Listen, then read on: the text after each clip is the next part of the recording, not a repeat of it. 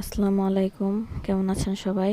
আশা করি আলহামদুলিল্লাহ সবাই ভালো আছেন। আমিও ভালো আছি। বাহিরে 2-3 দিন থেকে খুবই বৃষ্টি হলেই যেন মাথায় খিচুড়ির কথা চলে আসে। আর খিচুড়ির সাথে আরও যদি মুখরোচক কিছু রান্না হয় তাহলে তো কথাই নেই। তাই আজকের বৃষ্টি হলেই আমি কি রান্না করি সেটা আপনাদের সাথে আমি শেয়ার করব। আমি এখানে খিচুড়ির জন্য চাল, 2 রকমের ডাল আর কাঁচামরিচ, পেঁয়াজ, বেশি করে রসুন কেটে নিয়েছি। আর করব ডিমের কষা আর সাথে বেগুন ভাজি। আমি এগুলো লবণ হলুদ দিয়ে মেখে রেখেছি। খিচুড়ির রেসিপিটা আমার চ্যানেলে দেওয়াই আছে, আপনারা চাইলে ওখান থেকে দেখে নিতে পারেন। এই জন্য আজকে আর খিচুড়ি দেখালাম না। আমি চুলাতে একটু সব কাঁচামরিচ, পেঁয়াজ, রসুন, আদা বাটা, হলুদ গুঁড়া দিয়ে একটু ভেজে নিচ্ছি।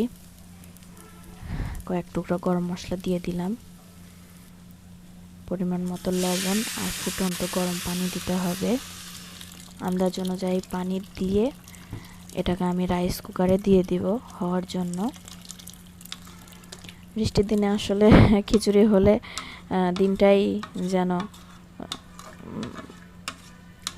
ভালো লাগে। বৃষ্টি মানে খিচুড়ির সাথে মুখরোচক সব রান্না। আমার বর খিচুড়ি খেতে খুবই পছন্দ করে, বিশেষ করে যখন বৃষ্টি হয়। আমার মেয়েও খেতে ভালোবাসে খিচুড়ি।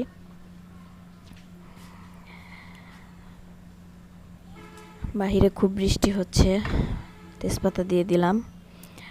এখন আমি মরিচের ভর্তা করব, শুকনো মরিচের। এই জন্য শুকনো মরিচটা ভেজে নেব। শুকনো মরিচের ভর্তার রেসিপিটাও আমার চ্যানেলে দেওয়া আছে, আপনারা চাইলে দেখে নিতে পারেন। মরিচটা একটু শক্ত করে ভালো করে ভেজে নিতে হবে, যেন নরম থেকে না যায়। মরিচ হয়ে গেছে, আমি এখন এটা শুকনো মরিচটা উঠিয়ে নিব।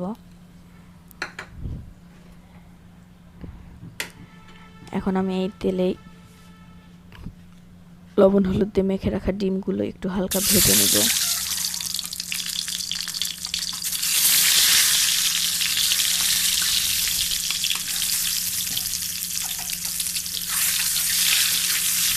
ভালো করে উল্টে পাল্টে দিব, যাতে ডিমটা সব দিকে একটু ভালো করে ভাজা হয়ে যায়।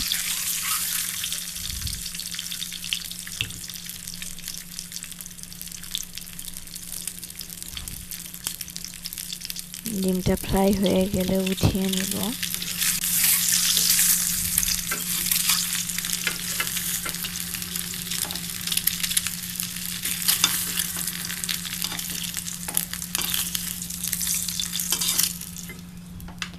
এখন ওই কড়াইয়ে আরও একটু তেল দিব।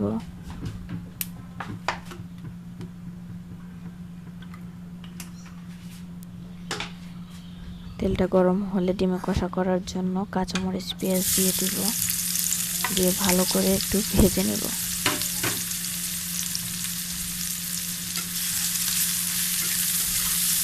বাইরে এখনো বৃষ্টি হচ্ছে, বৃষ্টির শব্দ শোনা যাচ্ছে, সাথে রান্না।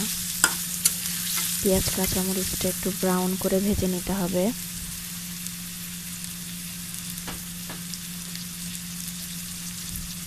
তারপর পরিমাণ মতো একটু লবণ দিয়ে দিব।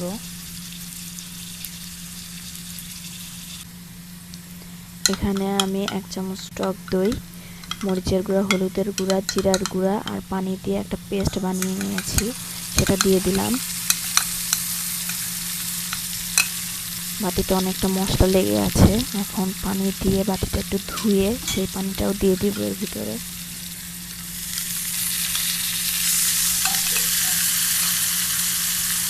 মশলাটাকে ভালো করে কষিয়ে নিতে হবে তেল ওঠা পর্যন্ত।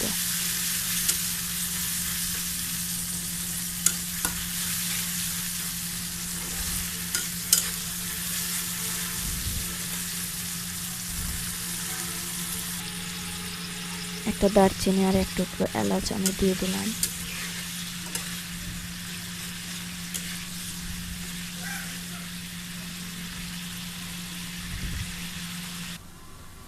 এদিকে আমার খিচুড়িটা হয়ে গেছে, দেখতেই পাচ্ছেন।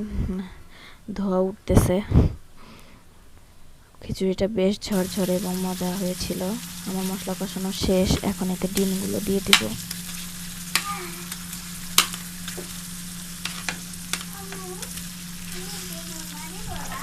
ডিমগুলো দেওয়া হয়ে গেলে মশলার সাথে ডিমগুলো একটু ভালো করে নেড়ে চেড়ে নেব।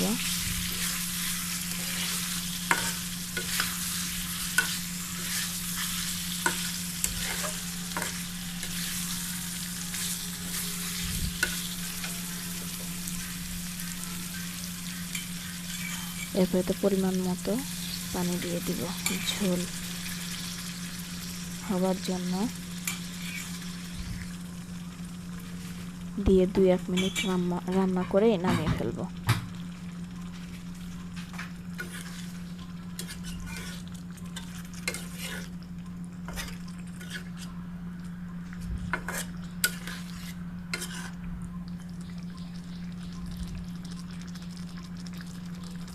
এদিকে শুকনা মরিচটা লবণ পেঁয়াজ দিয়ে ভালো করে ডলে নিতে হবে। আমার চ্যানেলে শুকনা মরিচের ভর্তার রেসিপিটা দেওয়া আছে, আপনারা চাইলে দেখে নিতে পারেন। আমার ডিমের কষাটা হয়ে গেছে, নামিয়ে ফেলবো।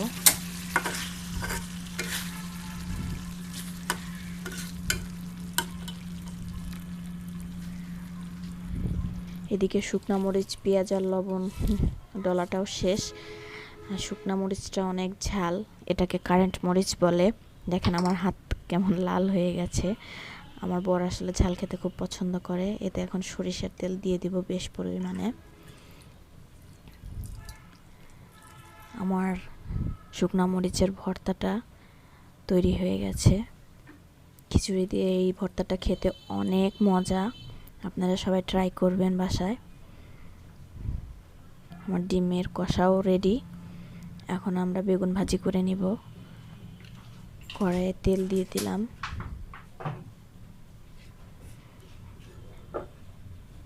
তেল গরম হওয়ার পরে এখন এক এক করে বেগুনের চাকগুলা এতে দিয়ে দেব।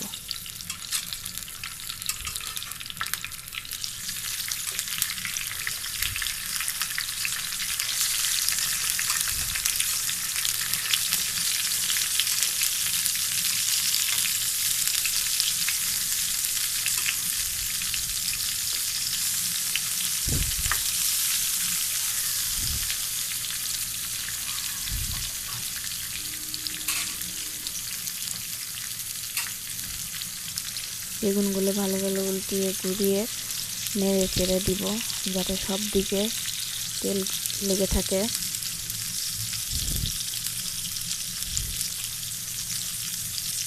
সব দিকে সমানভাবে বেগুনগুলো ভাজা হয়ে যায়। এখন ঢাকনা দিয়ে ঢেকে দিব।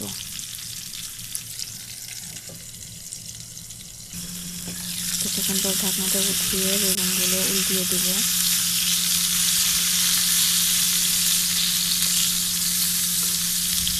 বেগুন ভাজিতে আগে থেকে হলুদ মরিচ আর লবণ দিয়ে মাখিয়ে রাখলে বেগুন ভাজিতে করতে অনেক তেলের বেশি প্রয়োজন হয় না, অল্প তেলে ভাজা হয়ে যায়। বেগুনগুলো একটু মাঝখান দিয়ে এরকম করে দিলে তাড়াতাড়ি সিদ্ধ হবে আর ভাজি হবে। খিচুড়ির সাথে বেগুন ভাজি খেতে খুবই মজা।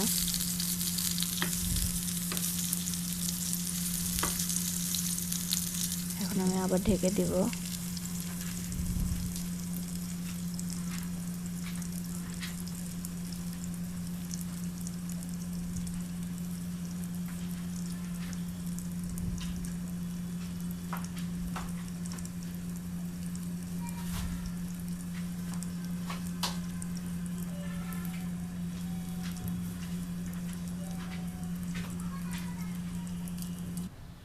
তৈরি হয়ে গেছে আমার বেগুন ভাজি, শুকনো মরিচের ভর্তার ডিমের কষা। আপনারা সবাই বাসায় ট্রাই করবেন, আশা করি ভালো লাগবে। কেমন খেতে হয়েছে জানাবেন অবশ্যই। আমার খিচুড়িটা অনেক ঝরঝরা এবং টেস্টি হয়েছে। বেগুন ভাজি, শুকনো মরিচের ভর্তা আর ডিমের কষা। আপনাদের ভিডিওটা কেমন লাগলো সবাই জানাবেন। আর বৃষ্টির দিনে আপনারা কে কী খান সেটাও আমাকে জানাবেন। আশা করি আপনাদের সবার ভালো